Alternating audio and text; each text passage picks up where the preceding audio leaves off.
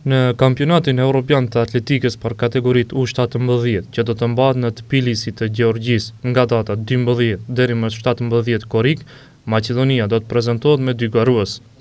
Udhëheqësi i grupit profesori Berxhet Toçi para nisjes për në Tbilisi u shpreh optimist se garuesit nga Maqedonia në këtë eveniment të madh të atletikës do të shënojnë rezultate në kuadër të mundësive të veta. Ne kemi 2 atlete të cilët do marrin pjesë, të jenë Aisha Lili dhe Besiana Mustafa. Njëra është në gara në disiplinën 100 metra dhe tjetra në kërcim së gjati.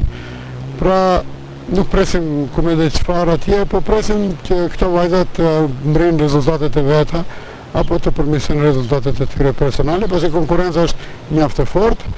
Kampionati evropian i atletikës për kategoritë U17 është i pari për 2 talentet të këtij sporti, Aisha Halilin e klubit të atletikës Studenti dhe Besiana Mustafa të ekipit Liria të Shkupit.